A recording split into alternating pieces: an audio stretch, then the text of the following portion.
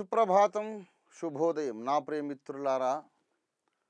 నేటి ప్రాతకాల సమయంలో మరోసారి మిమ్మల్ని అందరినీ కూడా సత్యవేద సార ఆస్వాదన కొరకు, సత్య పరిశోధన కొరకు, సత్య సాక్షాత్కారాన్ని పొందడం కొరకు ఆహ్వానిస్తూ మీకు దైవాశీస్సులు పలుకుతూ మరోసారి ధర్మోపదేశానికి ఉపక్రమిస్తున్నాను. రండి, చిత్తగించండి. నేటి మన ధ్యానము కొరకు పరిశుద్ధ బైబిల్ గ్రంథములోని దానియేలు ప్రవచన గ్రంథము, పాత నిబంధన విభాగములో నుండి దానియేలు ప్రవచన గ్రంథము 7వ అధ్యాయము 8వ వచనాన్ని నేను చదువుతున్నాను. ప్రియ మిత్రులారా, చిత్తగించండి.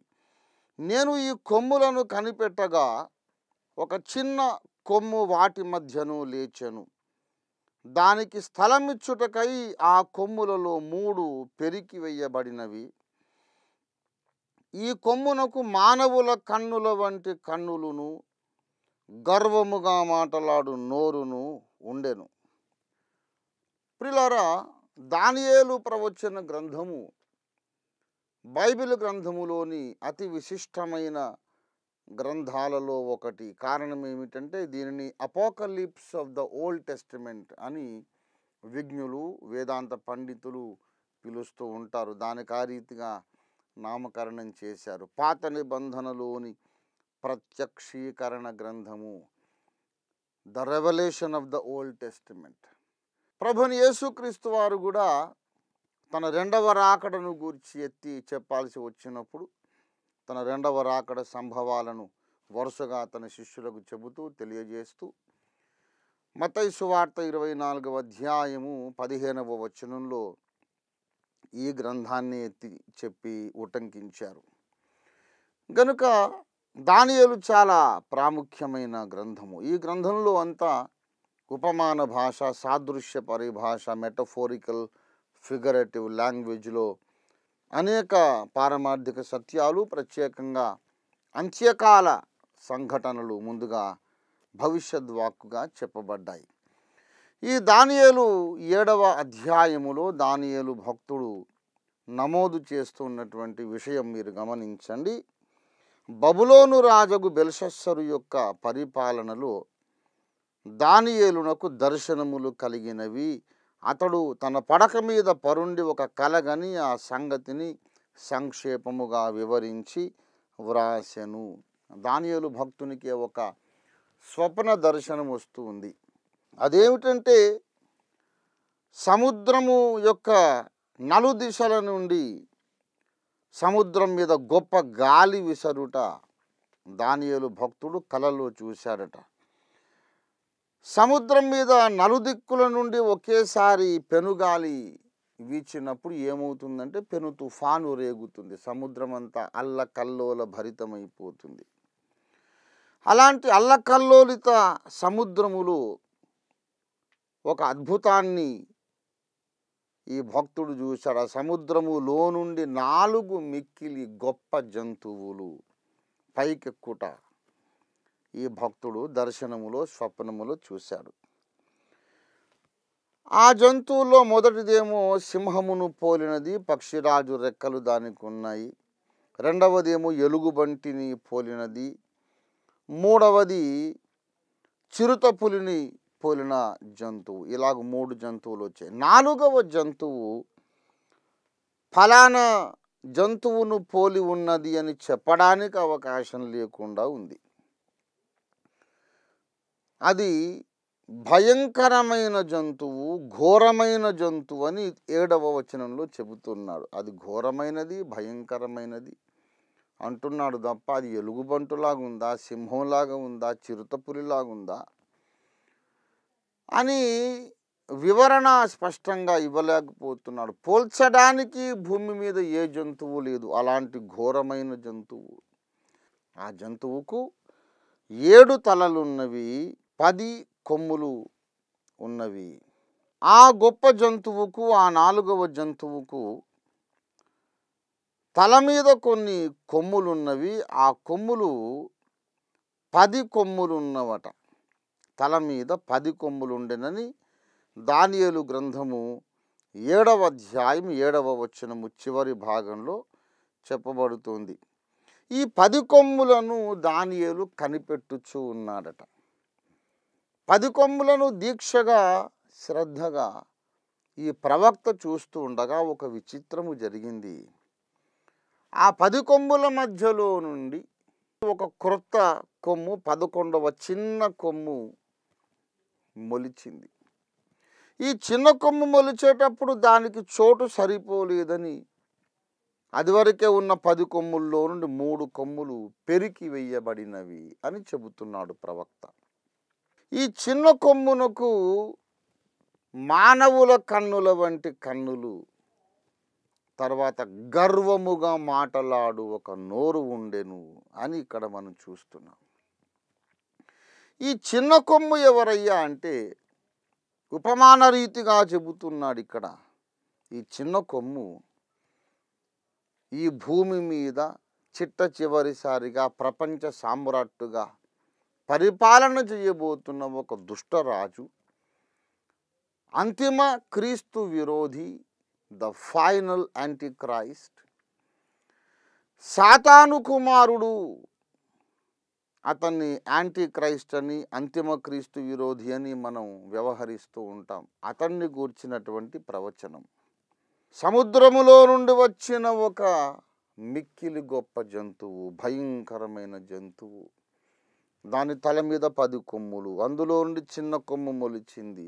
ఆ చిన్న కొమ్మే రాబోతున్న అంతిమ ప్రపంచ నియంత, ద ఫైనల్ వరల్డ్ డిక్టేటర్.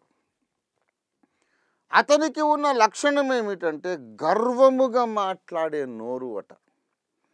అతడు మాట్లాడుతాడు కదా, నేను ఒక్కడే గొప్పవాడను, ఇంకెవ్వరూ కూడా అసలు ఎన్నిక చెయ్యదగిన వారు కాదు, జ్ఞానిని నేనే, మేధావిని నేనే, యోగ్యుడను నేనే, మిగతా వాళ్ళందరూ నా ముందు దిగదుడిపే, ఎవరు ఎందుకు పనికిరారు, నేనే అందరికన్నా గొప్పవాడను అని గర్వముగా మాట్లాడుతాడు.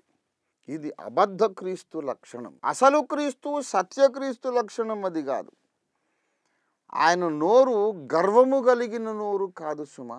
నేను చదివి వినిపిస్తాను. లూకా సువార్త 4వ అధ్యాయము 22వ వచనంలో, అప్పుడు అందరూ ఆయనను గూర్చి సాక్ష్యం ఇచ్చుచు ఆయన నోట నుండి వచ్చిన దయగల మాటలకు ఆశ్చర్యపడి అని ఇక్కడ లేఖనం చెబుతుంది. యేసు ప్రభువు వారు దయగా మాట్లాడే వ్యక్తి, పరిపూర్ణ మానవుడు. ఆయన దయగా మాట్లాడాడు, సాత్వికముతో మాట్లాడాడు, అందరినీ ఆదరించాడు, ఓదార్చాడు, దగ్గర తీసుకున్నాడు, అక్కున చేర్చుకున్నాడు. ఎవరిని ఆయన తృణీకరించలేదు. ప్రియులారా, అప్పటి సమాజములోని కొన్ని పోకడలను ఆయన గద్దించి, దేవకుమారుడు గనుక ఖండించి సరిచేశాడు. కానీ వ్యక్తి పేరెత్తి దూషించడం యేసయ్యకి ఇష్టము లేదు. ఒకే ఒక్క సందర్భంలో హేరోదు తన మీద కుట్ర చేస్తున్నాడని విని ఆ నక్కతో ఇలాగు చెప్పుడి అన్నాడు. అది ప్రతిస్పందన మాత్రమే. యేసు సాత్వికుడు. మత్తయి సువార్త 11:29లో, నేను సాత్వికుడను, దీన మనస్సు గలవాడను, మీ మీద నా కాడి ఎత్తుకొని నా యొద్ద నేర్చుకొనుడి అన్నాడు ఆయన. యేసు ప్రభువు వారు సాత్వికముగా మాట్లాడతాడు. కానీ అబద్ధ క్రీస్తు, క్రీస్తు విరోధి, సాతాను కుమారుడు గర్వముగా మాట్లాడతాడు. వాని యొక్క అనుచరులు చాలామంది ఈ భూమి మీద ఉన్నారు, ఉంటారు కూడాను. అపోస్తలుల కార్యాలు 5వ అధ్యాయము 36వ వచనాన్ని చూడండి. మొదటి శతాబ్దములో క్రైస్తవం వ్యాప్తిలోకి వస్తూ ఉన్నప్పుడు చాలామంది ఈ క్రైస్తవులను అరికట్టాలి, క్రైస్తవ సంఘాన్ని నాశనం చేయాలి, సువార్తను అడ్డుకోవాలి, ఆటంకపరచాలి, వ్యాపించకుండా చేయాలని ఇశ్రాయేలు మహాసమాజము ఆలోచిస్తూ ఉన్నప్పుడు గమలీయేలు అనే ధర్మశాస్త్రోపదేశకుడు లేచి ఒక మాట అన్నాడు. మీరేమి చేయబోచున్నారో జాగ్రత్త సుమండి.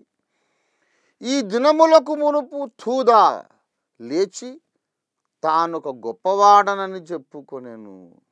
తూదా అనేవాడు నేనే గొప్పవాడిని చెప్పుకున్నాడట. ఇంచుమించు 400 మంది మనుష్యులు వానితో కలిసి కొనిది. అపొస్తలుల కార్యాలు 5:36. వానికి లోబడిన వారందరూ చెదరి వ్యర్థులైరి.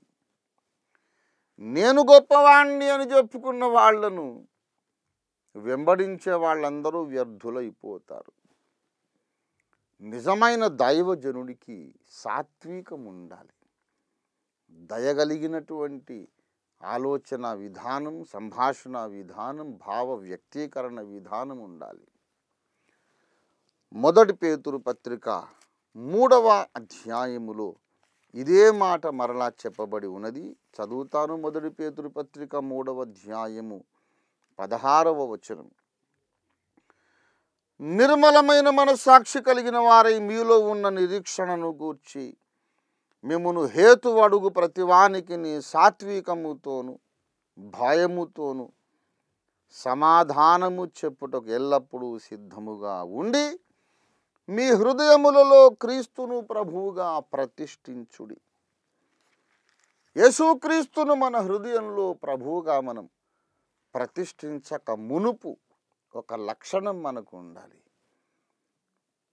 మనలో ఉన్న నమ్మకాలను గూర్చి, నిరీక్షణను గూర్చి ఎవరైనా హేతువు అడిగితే, ఎందుకయ్యా మీరు ఇలా నమ్ముతున్నారు అని ఎవరైనా మనల్ని ఒక రీజన్ అడిగితే, అప్పుడు మనం సాత్వికముతో సమాధానం చెప్పాలి.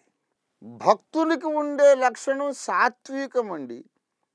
గర్వమునకును భక్తికి చుక్కెదురు.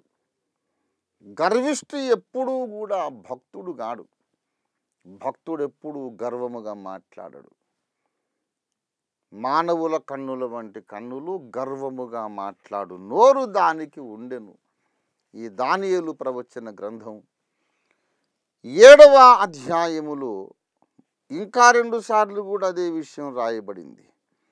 దానియేలు గ్రంథము 7:11. అప్పుడు నేను చూచుచుండగా ఆ కొమ్ము పలుకుచున్న మహాగర్వపు మాటల నిమిత్తం వారు ఆ జంతువును చంపినట్లు కనబడెను. 20వ వచనం. కన్నులను గర్వముగా మాట్లాడు నోరును గల ఆ వేరగు కొమ్ము సంగతి విచారించి తిని. మహాగర్వపు మాటలు, నేనొక్కడనే గొప్పవాడనని. ప్రియులారా, ఇలా మాట్లాడే క్రీస్తు సేవకులు ఈనాడు ఆంధ్రదేశంలో ఉన్నారు. ప్రపంచంలో కూడా చాలామంది ఉన్నారనుకోండి.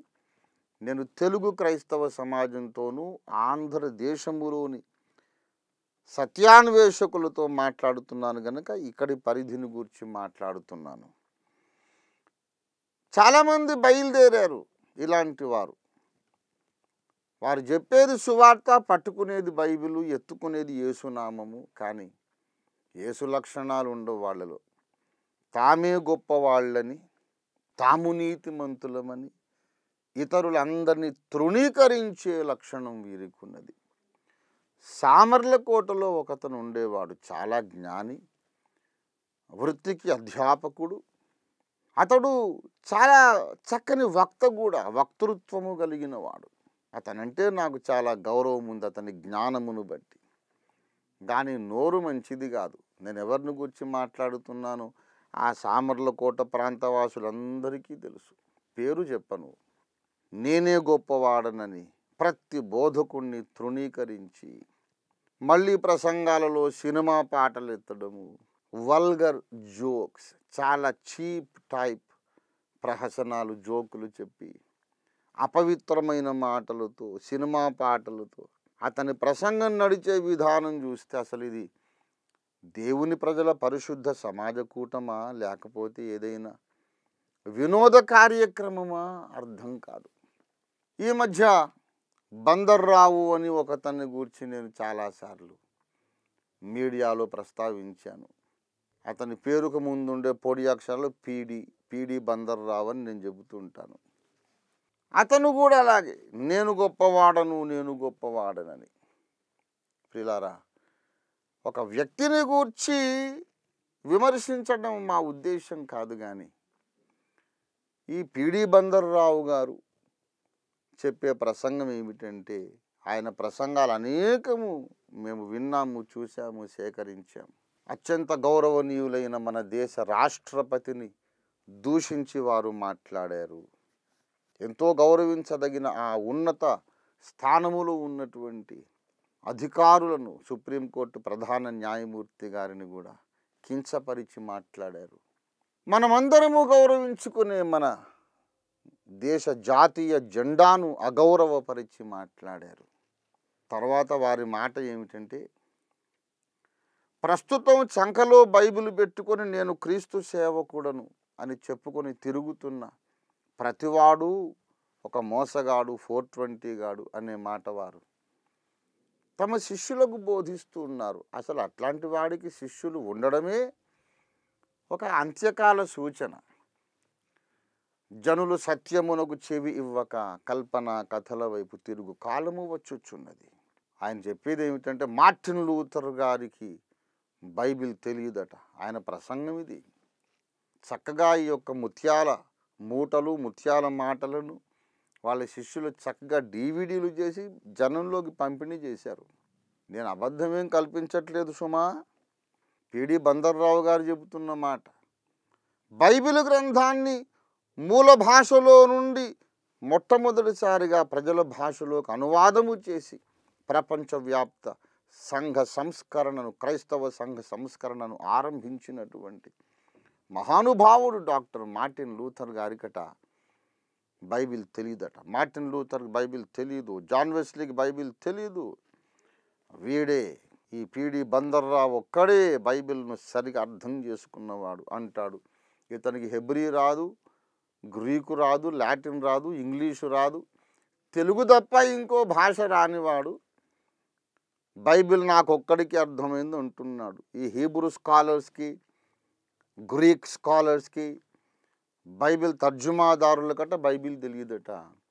ఇతగాడికి తెలుసట, తెలుగు తప్ప ఇంకో భాష రాదు. ఎంత పెద్ద జోక్ అండి. అతగాడు ఇటీవలి కాలంలో ఇంకొక భయంకరమైన పొరపాటు చేశాడు. ఒక సత్క్రైస్తవునిగా, యేసు భక్తునిగా, దేశభక్తునిగా, దేవభక్తునిగా, సమాజంలో ఒక బాధ్యత గల పౌరునిగా, ఒక సంస్థ నాయకునిగా నేను తీవ్రంగా ఈ పిడి బందర్రావు గారి గర్వపు మాటలను ఖండిస్తూ ఉన్నాను. మన రాజ్యాంగ నిర్మాత అయినటువంటి మహానుభావుడు, మహామేధావి డాక్టర్ బిఆర్ అంబేద్కర్ గారిని తూర్పుగోదావరి జిల్లాలోని ఒక బహిరంగ సభలో ఈ పిడి బందర్రావు గారు కించపరిచి అనుచిత వ్యాఖ్యలు చేశారు. వెంటనే అక్కడ గలిబిలి గందరగోళం రేగింది. స్థానికులు వెంటనే నిరసన వ్యక్తం చేశారు. ఇతగాడు పారిపోయాడు. ఇతని గురించి జెమినీ న్యూస్లో, అనేక వార్తాపత్రికల్లో, టీవీ ఛానళ్ళలో ఇతన్ని గురించినటువంటి చర్చ జరిగింది. అనేక ప్రజా సంఘాలు అతగాడి అతివాగుడును ఖండించాయి, నిరసన వ్యక్తం చేశాయి. ప్రియమిత్రులారా, డాక్టర్ భీమ్రావ్ అంబేద్కర్ గారు మహానుభావుడు, మహామేధావి. వ్యక్తిగతంగా నేను ఒక ఆశయం కలిగి ఉన్నాను. ప్రతి యవనస్తుడికి, ప్రతి యువకునికి, యువతికి అంబేద్కర్ సాహిత్యాన్ని పరిచయం చేయాలి అనే ఒక ఆశయము, ఒక సంకల్పము, ఒక